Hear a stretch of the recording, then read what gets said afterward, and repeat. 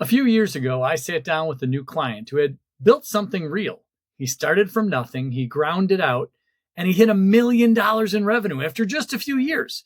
And when I sat down with him, I asked him how it felt. And after finally hitting the number, he'd been chasing for years, he said, honestly, I don't think I can afford to keep doing this. His margins were thin. His team needed constant managing. Turnover was causing major issues, and he hadn't taken a real day off in probably 2 years. He didn't have a business. He had a very expensive job. Hi, I'm Matt. I've spent over 25 years building companies as a serial entrepreneur and helping small business owners with their day-to-day operational challenges. Welcome to the channel. Quick question before we dive in. When you picture your future business, what number is in your head? Is it, revenue, profit, personal income? Most people have, some kind of a number. The problem is they're usually chasing someone else's. Let me know down in the comments. I'm really curious where people land on that. I'd love to discuss it with you, because today I want to talk about something the business world almost never says out loud. The goal doesn't have to be a big business. Let's start out talking about income, specifically what most small businesses actually generate, and why chasing a number you saw in someone else's highlight reel, that might be the most dangerous thing you could do right now. And here's the reality. The business content machine, the podcasts, the courses, the YouTube channels, most of them sell you the same story. You got to work hard enough, you got to think big enough, and you got to scale fast enough. You do all that, and you're going to make millions. But what it doesn't tell you is that businesses that make millions of dollars, most of them are significantly harder to run, not easier. Why? Because the bigger the business becomes, the bigger the issues you get with it, like more employees and more complexity. There's definitely more liability and, quite honestly, more of your time. Now, don't get me wrong. Some people want that. They're wired for it. They thrive on it. But for many small business entrepreneurs, that's just not a success story. That's a whole different kind of trap. Let me give you a little bit of context. Over the years, I've coached business owners making $75,000, $80,000 a year, and they loved their lives. I've also coached business owners generating millions who were downright miserable. The majority of small businesses in the U.S. generate less than $250,000 in annual revenue. Many generate less than $100,000.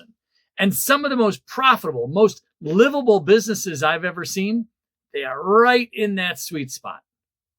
Now, you might be asking why.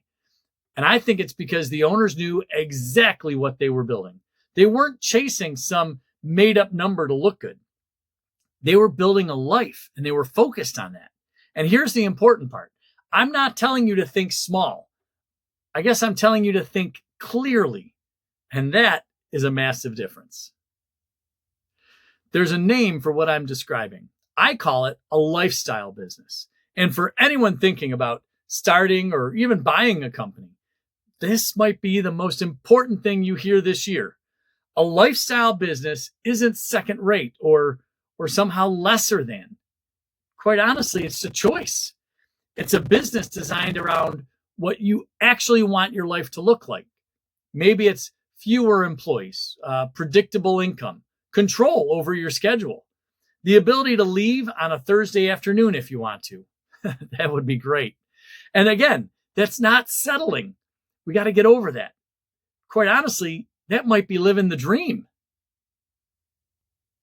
Here's something nobody puts in their business plan. Bigger businesses are harder to run, not just logistically, but also emotionally. When you've got 12 employees or more depending on you, every bad month is personal. Every slow quarter creates anxiety. And every person who quits can feel like the whole business is coming apart. And the crazy part is that none of that shows up in the revenue number. I've been there. I know what that weight feels like. And I've also seen what it looks like when someone builds a business that's, kind of right sized for their life and they're happy.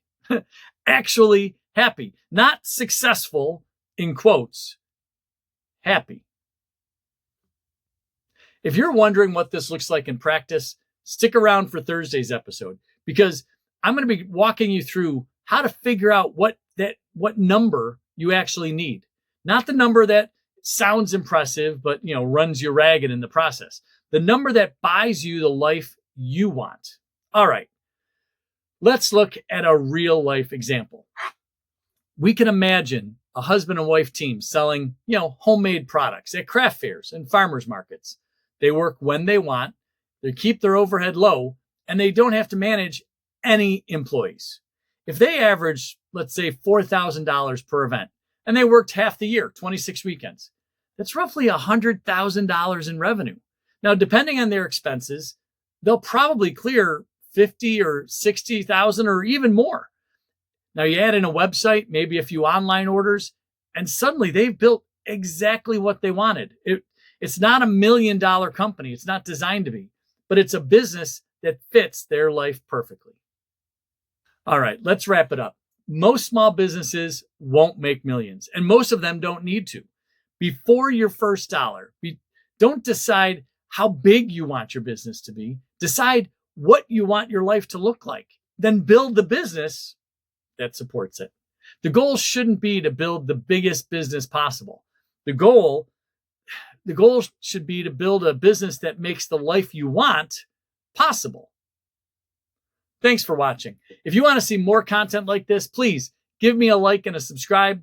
That tells me the kind of videos that you want to see. And let me know in the comments too. I often look there for new topics and some great discussions. Now, take a breath. You got this. All right. What's next?